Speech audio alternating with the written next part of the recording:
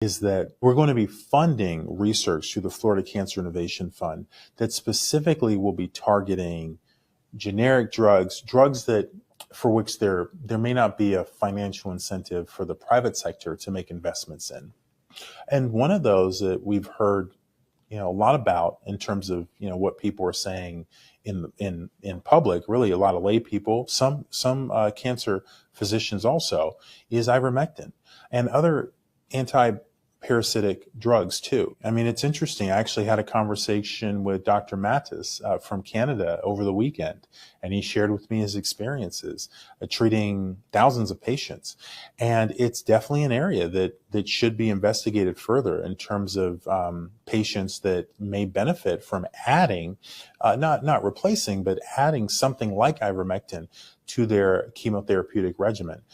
Based on, certainly from my conversation here, learning about his experience, it absolutely is something that should be studied further.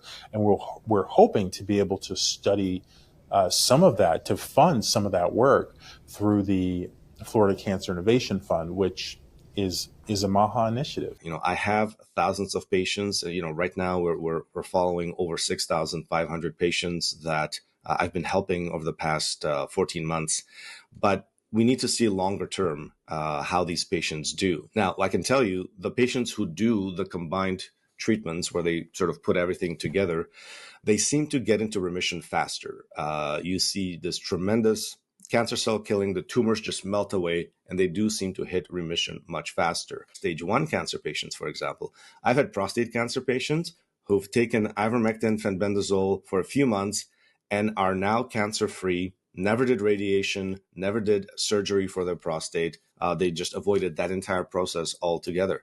Or breast cancer patients, when they come to me with a very large tumor in their breast, they take the antiparasitics for a few months, and then when they do go for their surgery, the tumor is very small. The tumors disappeared from the lymph nodes. And now they can be downstaged. Instead of stage 3, they're actually stage 2 or stage 1, and they could maybe avoid some of the additional treatments that the oncologist might want to do afterwards, like harsh chemotherapy. So come to me earlier. Try the repurposed drugs earlier. Don't wait until your oncologist tells you have 3 months to live. So, this is something that we would study. You've got $60 million for research. You can look at various things. You can run various trials. You can look at using these antiparasitics early on, stage 1, stage 2, see how those patients do. And then, of course, we can look at stage 4 and see if we can really turn hopeless situations into remission, or maybe even cancer-free, maybe even a cancer cure. I don't like to use the term cancer cure because we need, of course, evidence that this is the case over 5 years, 10 years of follow-up. Right. This is why our fenbendazole study was so important, because we had up to 3 years follow-up that not only did these patients go from stage 4 to cancer-free, but they stayed cancer-free for up to 3 years afterwards. And we were the only group outside of the Stanford University Medical Center who have published in this area.